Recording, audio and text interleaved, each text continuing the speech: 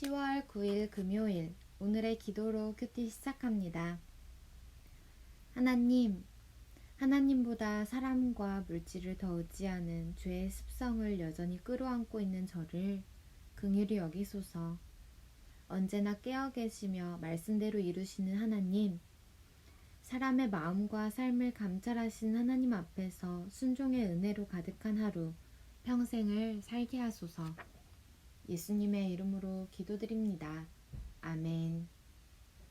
계속 우상을 따른다면 더는 기회가 없습니다. 오늘의 찬송, 새 찬송가 255장, 너희 죄 흉악하나. 찬송의 가사를 함께 읽습니다. 너희 죄 흉악하나 눈과 같이 희겠네. 너희 죄 흉악하나 눈과 같이 희겠네. 죄의 빛 흉악하나 희게 되리라. 주홍빛 같은 내 죄, 주홍빛 같은 내 죄, 눈과 같이 희겠네. 눈과 같이 희겠네. 아멘. 에레미야 44장 20절에서 30절 말씀. 에레미야가 남녀 모든 무리 곧 이 말로 대답하는 모든 백성에게 일러 이르되, 너희가 너희 선조와 너희 왕들과 고관들과 유다 땅 백성이 유다 성읍들과 예루살렘 거리에서 분향한 일을 여호와께서 기억하셨고 그의 마음에 떠오른 것이 아닌가. 여호와께서 너희 악행과 가증한 행위를 더 참을 수 없으셨으므로 너희 땅이 오늘과 같이 황폐하며 놀램과 저주거리가 되어 주민이 없게 되었나니, 너희가 분향하여 여호와께 범죄하였으며 여호와의 목소리를 순종하지 아니하고 여호와의 율법과 법규와 여러 증거대로 행하지 아니하였으므로 이 재난이 오늘과 같이 너희에게 일어났느니라. 에레미야가 다시 모든 백성과 모든 여인에게 말하되, 애굽 땅에서 사는 모든 유다 사람이여, 여호와의 말씀을 들으라. 만군의 여호와 이스라엘의 하나님께서 이와 같이 말씀하시되, 너희 아내들이 입으로 말하고 손으로 이루려 하여 이르기를, 우리가 서원한 대로 반드시 이행하여 하늘의 여왕에게 분향하고 전제를 드리리라 하였은즉 너희 서원을 성취하며 너희 서원을 이행하라 하시느니라. 그러므로 애굽 땅에서 사는 모든 유다 사람이여, 여호와의 말씀을 들으라. 여호와께서 말씀하시되, 보라, 내가 나의 큰 이름으로 맹세하였은즉 애굽 온 땅에 사는 유다 사람들의 입에서 다시는 내 이름을 부르며 주 여호와의 살아계심을 두고 맹세하노라 하는 자가 없으리라. 보라, 내가 깨어 있어 그들에게 재난을 내리고 복을 내리지 아니하리니 애굽 땅에 있는 유다 모든 사람이 칼과 기근에 명하여 멸절되리라. 그런즉 칼을 피한 소수의 사람이 애굽 땅에서 나와 유다 땅으로 돌아오리니, 애굽 땅에 들어가서 거기에 머물러 사는 유다의 모든 남은 자가 내 말과 그들의 말 가운데서 누구의 말이 진리인지 알리라. 여호와의 말씀이니라. 내가 이곳에서 너희를 벌할 표징이 이것이라. 내가 너희에게 재난을 내리리라 한 말이 반드시 이루어질 것을 그것으로 알게 하리라. 보라, 내가 유다의 시드기야 왕을 그의 원수 곧 그의 생명을 찾는 바벨론의 느부갓네살 왕의 손에 넘긴 것 같이 애굽의 바로 호브라 왕을 그의 원수들 곧 그의 생명을 찾는 자들의 손에 넘겨주리라. 여호와께서 이와 같이 말씀하셨느니라. 아멘. 30절에 바로 호브라 왕은 애굽 제26왕조의 4대 왕으로 19년 동안 애굽을 다스렸습니다. 원수들의 손에 죽게 될 것이라는 에레미야의 예언대로 왕족 아마시스와의 내전에서 사망합니다. 오늘의 말씀 요약. 하나님이 애굽의 신에게 분향하겠다고 서원하는 유다 사람들에게 그 서원대로 이행하라 하십니다. 이제 그들 중에 하나님의 이름을 부를 자가 없고 그들은 칼과 기근에 망할 것입니다. 하나님은 유다 왕 시드기야를 바벨론 왕에게 넘기신 같이 애굽 왕 호브라도 원수들에게 넘기실 것입니다. 본문 해설. 재난이 임한 이유 44장 20절에서 23절에 관한 내용. 재난은 악행에 따르는 보응입니다. 하나님은 자기 백성의 만성적인 죄악을 분명히 아셨습니다. 유다 백성은 조상들의 죄악을 답습했으며 하나님의 지속적인 초청에도 불구하고 죄악된 삶을 멈추지 않았습니다. 하나님은 오래 참으심으로 심판을 유보하셨습니다. 그러나 하나님의 기다림과 사랑은 외면한 채 지속적이고 의지적으로 우상을 따르면 징계를 면할 수 없습니다. 하나님의 징계는 악행과 가증한 행위를 그치게 하는 사랑의 채찍입니다.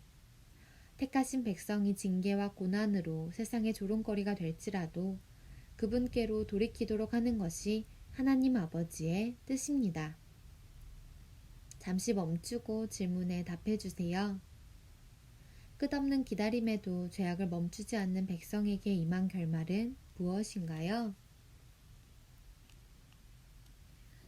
밑에서 5번째 줄.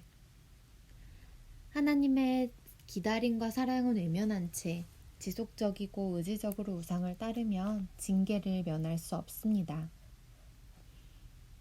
하나님의 징계는 악행과 가증한 행위를 그치게 하는 사랑의 채찍입니다. 나의 사욕 때문에 여전히 놓지 못하는 죄는 없는지 돌아봅시다. 복되신 재난을 내리리라. 44장 24절에서 30절에 관한 내용.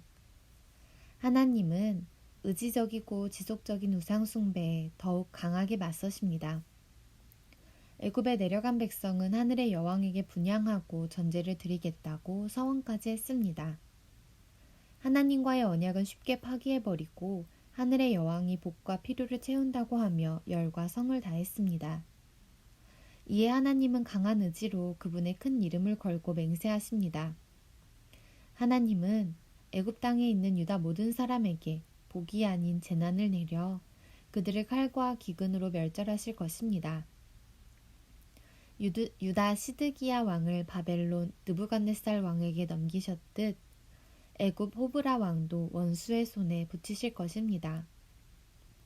이로써 하나님의 말씀과 그들의 말 가운데 누구의 말이 진리인지 알게 될 것입니다. 우상이나 세상을 따르는 신념이나 주장은 모두 헛됩니다. 재난을 복으로 바꾸는 길은 돌이켜 진리의 말씀에 순종하는 것입니다. 잠시 멈추고 질문에 답해 주세요. 유다 백성이 믿고 의지하던 애굽 왕 호브라의 운명은 어떻게 되나요? 밑에서 5번째 줄.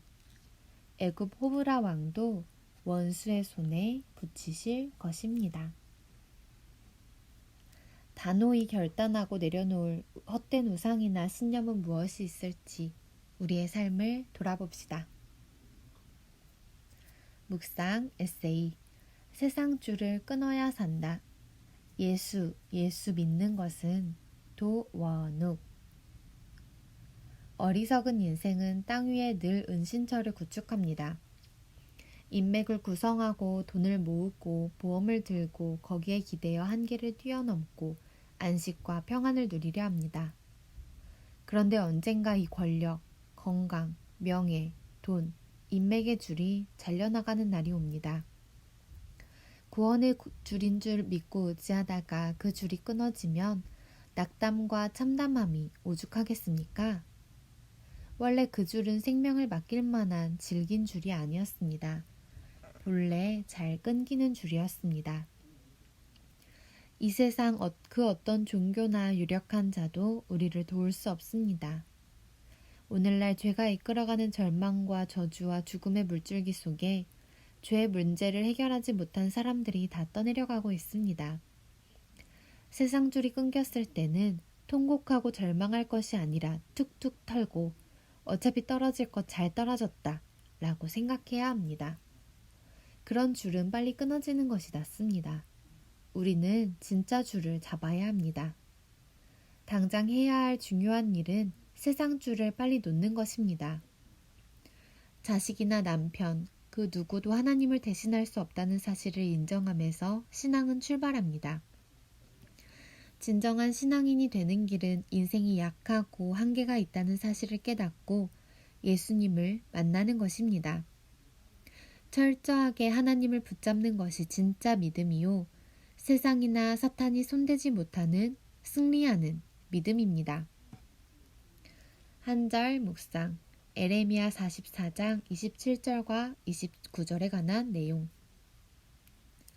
하나님은 택하신 백성을 사랑해 복 주기를 기뻐하십니다. 그러나 그 복은 순종을 전제로 합니다. 하나님은 자기 백성을 위하시지만 그들이 거역하고 죄를 범하면 대적이 되어 친히 그들을 치십니다. 그들이 반역하여 주의 성령을 근심하게 하였으므로 그가 돌이켜 그들의 대적이 되사 친히 그들을 치셨더니